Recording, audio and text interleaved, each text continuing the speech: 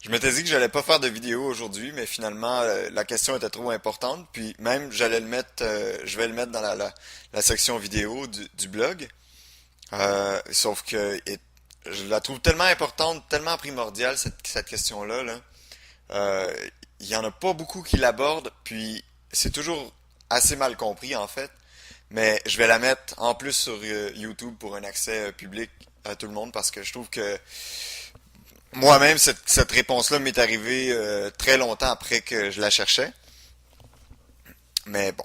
Euh, Si tout sort de la conscience absolue, pourrons-nous un jour la prouver à l'aide de microscopes très puissants? Autrement dit, si on prend un microscope, où il y en a qui vont aller vers l'extrêmement grand, donc si on prend un, euh, un télescope assez grand, est-ce qu'on va arriver à la fin de l'univers, voir arriver à la conscience absolue? Ou bien si je prends le microscope ultra puissant, est-ce que je vais arriver à la conscience absolue? Parce qu'il y en a beaucoup dans les physiciens quantiques, c'est ça qu'ils ils prétendent. Si on s'en va assez loin dans la matière, à un moment donné, tout est que des petits fils d'énergie qui... ben, en fait, ça, c'est leur théorie, parce qu'ils n'ont jamais observé, mais mathématiquement, ils adoptent cette théorie-là qui est que tout est des petites vagues d'énergie qui bougent, puis qui font comme un tissu d'énergie qui, dépendant de la fréquence, donne une, euh, une manifestation différente. Mais ça nous laisse sous-entendre que si on allait encore plus loin que ces petites fibres d'énergie-là, on pourrait trouver l'absolu, la conscience ultime, la conscience suprême. Puis je trouve que c'est un concept qui porte un peu à confusion parce que ça nous donne l'impression, à ceux qui, du moins, qui cherchent à atteindre la conscience absolue, dans le fond, simplement, on dit atteindre, mais il n'y a rien vraiment à atteindre, là. C'est plus découvrir cette conscience absolue en vous, qui est, qui est votre essence, là, dans le fond. C'est, L'idée, c'est que pour quelqu'un qui cherche comme ça, on a l'impression que dans la matière se trouve la réponse. En allant assez loin dans la matière, je vais trouver la réponse. OK? Ou bien, il y en a qui disent, bon, après la mort, quand le corps va tomber, puis qu'il n'y aura plus d'expérience, je vais connaître mon essence ultime. Alors, j'ai pas besoin de la chercher maintenant. Et ça, c'est toutes des petits, des facettes qui portent un peu à confusion. Je voulais éclaircir ça un peu. Vous voyez, je ne sais pas si vous pouvez entendre à l'extérieur en ce moment, mais les sons que vous entendez, quand vous entendez le son d'un oiseau, là, OK? Ben, qu'est-ce qui se passe en réalité? C'est qu'une onde sonore vient sur votre oreille, une onde énergétique, qui vient dans votre expérience. Votre oreille, qui est à un certain niveau, un construit énergétique, reçoit cette information-là, la décode en, en bruit, en expérience. OK? Donc, le son est pas à l'extérieur de vous. Il, il est perçu par vous quand il est décodé par votre corps. Si vous fermez vos oreilles, là, ou vous êtes complètement sourd, quand même que vous regardiez l'onde sonore venir en plein sur vos yeux, il n'y aura rien qui va être décodé parce que c'est pas c'est comment on dit en français? Une échelle de, j'allais dire un range, mais je vais essayer de trouver en français vite vite, là. C'est, admettons que il y a une grande, admettons que ça c'est la réalité, mais les oreilles peuvent prendre simplement une petite parcelle de cette onde-là, puis la transforme en son. Puis de la même manière, sur toute cette vibration-là, les yeux vont percevoir une petite facette d'une onde, euh, identique comme l'onde sonore, excepté que elle va être perceptible par les yeux.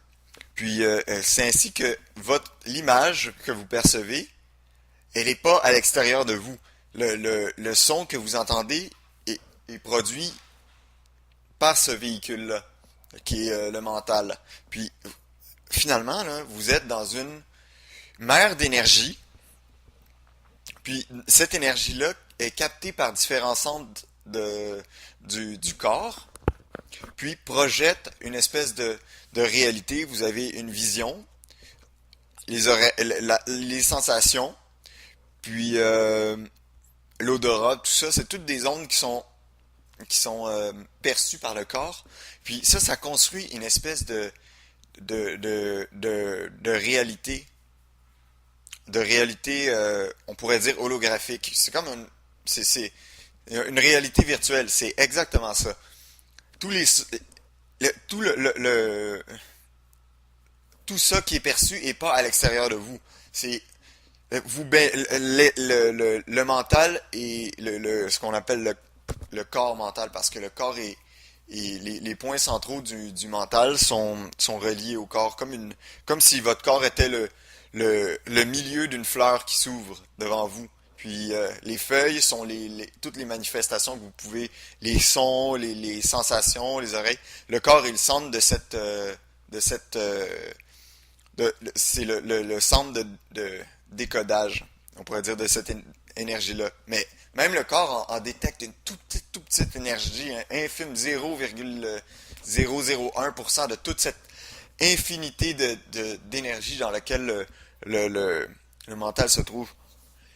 Euh, alors, quand, si, admettons qu'on avait le microscope le plus puissant, puis qu'on allait au fond, au plus, on allait admettons qu'on se téléporte dans 1000 ans, on prend leur télescope le plus puissant, puis on s'en va jusqu'au fond de la matière, jusqu'au fond, ben, on verrait encore des manifestations. Parce que l'objet, qui, l'outil de, l'outil peut pas voir la réalité suprême. Il peut seulement décoder une petite parcelle, puis la projeter en espèce d'expérience. OK? Alors, même si on prenait le microscope le plus puissant sur l'écran, on verrait ce que l'œil humain peut percevoir. On pourrait pas, ou ce que l'outil peut percevoir, mais pas l'absolu, là. Et ce serait absolument impossible. Parce que toute manifestation dans le mental est d'abord filtrée par ce sens-là. Donc, le mental peut pas connaître la vérité absolue, puis il peut pas s'y rendre. Même l'infiniment grand et l'infiniment petit, il va toujours y avoir quelque chose à découvrir là-dedans. Mais jamais on va attendre l'absolu en allant atteindre, désolé, l'absolu en allant soit vers l'infiniment petit ou l'infiniment grand. Cependant, en allant vers l'infiniment petit ou l'infiniment grand, les deux, à un moment donné, les règles seront parfaitement accessibles. Ce qui gère l'infiniment grand gère aussi l'infiniment petit et vice-versa, jusqu'à temps qu'on comprenne qu'à toutes les échelles de la réalité, euh, ces règles-là sont, sont rois et maîtres, on pourrait dire. Puis vous pouvez même éventuellement utiliser votre corps comme outil d'expérience. Vous allez observer ces règles-là à l'intérieur de vous, puis vous allez observer aussi ces règles-là à mesure que la science, à mesure que notre perspective scientifique augmente. Vous allez voir que ce qui régit les lois de votre corps sont aussi ce qui régit les lois de l'infiniment grand. Puis de ça, vous allez pouvoir comprendre des myriades de choses, des choses que les scientifiques se creusent la tête. Par exemple, des relations entre le Soleil puis euh, d'autres astres, des trucs comme ça. Simplement en regardant à l'intérieur de vous, vous allez saisir l'essence de cette relation-là. Mais bon, c'est ça, c'est que l'absolu est pas... Ça, c'est une réalité qui est vraiment une réalité qui est... Moi, j'arrête pas de dire que le mental projette la réalité, mais en fait, il projette pas vraiment. Je dis qu'il projette parce que c'est l'idée que ce soit un projecteur amène la perception que tout est vu comme si c'était sur un écran de film. Puis sur cet écran-là, vous voyez le temps, l'espace, euh, la, la, la profondeur, vous avez l'illusion de profondeur du moins, alors que tout ça se joue sur un même niveau. C'est pour ça que quand on fait quand on cherche à s'éveiller, euh, moi, je vous dis, cherchez pas dans le temps, dans l'espace, allez pas plus loin vous allez seulement trouver plus de stock. Le mental va seulement vous donner plus de choses sur lesquelles penser ou des aventures à expérimenter, mais jamais vous allez trouver la vérité en allant par là. Il faut, il faut la découvrir soi-même, euh, pas en allant vers le mental, mais en s'extirpant le plus du mental, en discriminant ce, tous les objets qui sont perçus par les sens. Tous les sensations, les objets. Moi, j'arrête pas de dire. J'ai toujours pensé que ça serait plus facile comme ça de faire comprendre aux gens. Je sais pas si ça l'effet voulu, mais toute l'expérience qui existe, tout ça va et vient. Puis c'est des objets qui sont observés par votre nature absolue. Puis ils font partie du mental. Tout ce qui va et vient fait partie du mental. C'est aussi simple que ça. Si vous prenez l'habitude de reconnaître que les choses qui vont et viennent, même si vous avez la maturité même de reconnaître que l'amour ou le plaisir ou le, l'extase sont des choses qui sont pas durables, si vous avez la maturité de regarder ça, vous allez découvrir que vous êtes d'une nature beaucoup plus profonde, beaucoup plus solide, beaucoup plus antérieure, puis d'une d'une d'une matière unique que vous pouvez pas que le mental peut pas décoder en tant que tel. Euh, Aussi, il y en a beaucoup, je voulais dire, il y en a qui il y en a beaucoup qui ont vu par leur perception des yeux ou par différents sens, il y en a qui ont un peu plus large ils perçoivent, ils décodent un peu plus large d'informations. Puis, euh, comme le commun des mortels ont pas vraiment accès à à cette perspective-là, euh, beaucoup, énormément vont se perdre là-dedans, puis appeler ça l'invisible, dire que ça c'est le spirituel, alors que c'est c'est- c'est de l'ésotérisme, mais beaucoup, la majorité des gens qui sont sur le chemin spirituel se perdent toujours un peu là-dedans, dans ce qui est l'ésotérisme. Mais ce qui est perçu dans l'invisible est pas moins matière que ce qui est ici. Puis, mais en même temps, c'est pas de la matière, c'est seulement de l'illusion. Ok, c'est pas la vérité ultime est là présentement. Puis cette illusion-là, ce monde-là est seulement projeté selon des parcelles de fréquences qui sont traduites en expérience. Mais cette réalité-là est pas matière comme telle. C'est le propre de l'illusion, là. Comme dans votre rêve. Cette vie ici est aussi tangible que dans votre rêve, mais le rêve ne devient jamais cette réalité. Vous comprenez? Jamais le rêve pendant la nuit devient cet autre rêve qui est qu'on appelle réalité. Un rêve puis un autre rêve, c'est deux choses différentes. Ce qu'on peut remarquer, par exemple, c'est que les tendances sont les mêmes. Le- le- les- L'émotion dans un rêve est crue automatiquement. Et puis, il y a une espèce d'histoire à laquelle on croit, puis qui nous projette dans plus de temps, d'espace, plus d'expérience, d'histoire. Ça, c'est des choses, c'est comme ça que la sagesse émerge. C'est quand on revient toujours un peu plus à la source, en arrière, puis on découvre les similarités entre les mondes, entre les différents mondes. Mais c'est ça. Fait qu'une personne, l'individu qui se croit être un individu dans ce monde-là, dans ce rêve-là, va jamais s'éveiller. C'est l'individu comme tel s'éveille jamais. Ce qui est dans le mental, ce que le mental produit reste toujours dans le mental. Ce qui s'éveille, c'est votre conscience qui s'éveille, qui, qui s'éveille à elle-même.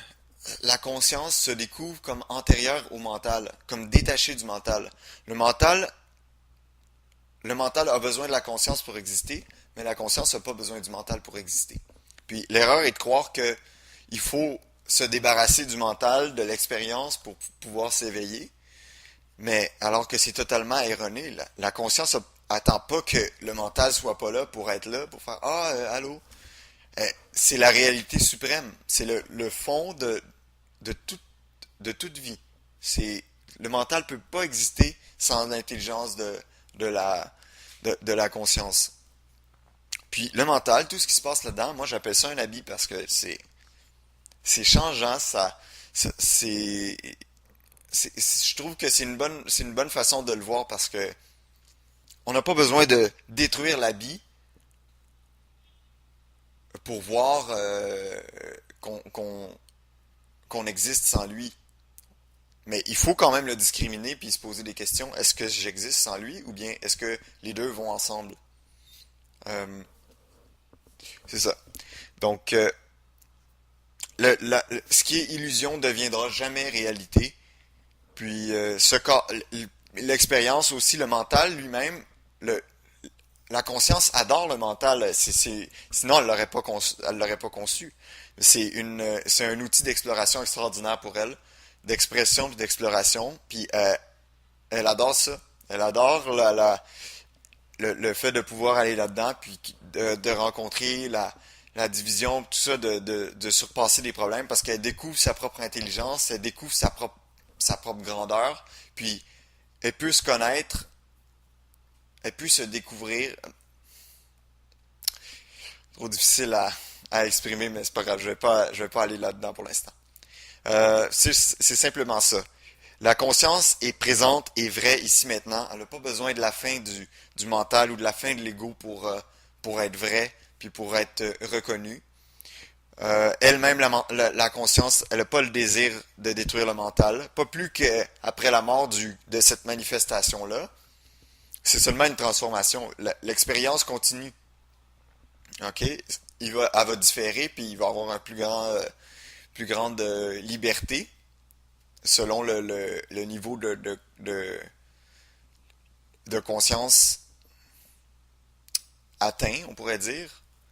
Mais le mental va pas être détruit après la mort du corps. Puis l'expérience va continuer. Mais ce qui est vrai, ce qui était pas vrai dès le départ, ce qui se transforme va toujours se transformer et devrait être vu comme un habit. Et non pas euh, comme quelque chose qui peut vous donner l'heure juste à propos de qui vous êtes ou bien de la vérité ultime. Qui vous êtes est la vérité ultime. C'est simple. Okay? Vous allez le reconnaître tout de suite quand vous allez vous rendre compte à quel point simple puis intime cette intuition-là est à propos de vous-même. Euh, bon, ça fait un peu le tour de ce que je voulais dire, mais c'est ça. Dans cette réalité-là, là, le mental est capable de produire des choses, là, des mystères, là, il est capable de vous en donner là, comme ça, là, plein les mains pour toujours, si vous voulez. Puis, ça, c'est bon que ça soit comme ça dans un sens parce que la conscience est infinie. Puis toutes les réalités, toutes les possibilités d'existence sont existent en même temps. Puis ils sont contenus dans la conscience que vous êtes. Puis il va jamais le mental va jamais manquer d'expérience puis de découverte à vous faire comprendre. Il va y avoir une espèce de on pourrait dire qu'il y a une espèce de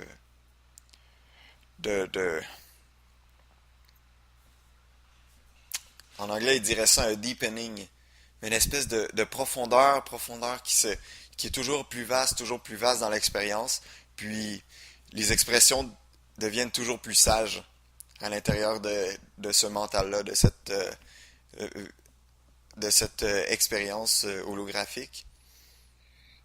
Et puis c'est très apprécié de la conscience. Bon, comme d'habitude, avec toutes avec tout ce que les avenues que j'ai empruntées, j'ai oublié un peu l'essence de la question, mais c'était ça. Ouais.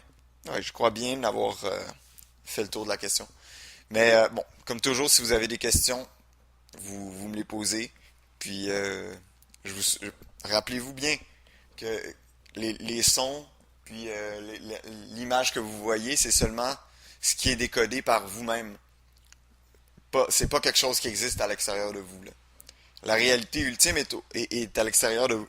Est pas à l'extérieur de vous. La réalité ultime est partout. OK? Mais il y a une espèce de réalité virtuelle qui est contenue qui est contenu dans cette conscience absolue, puis qui vous permet d'expérimenter des choses dures, des objets, alors que tout est énergie. Donc, l'illusion ne devient jamais absolue, puis l'absolu est toujours présente au-delà de l'illusion. C'est tout ce que je peux dire.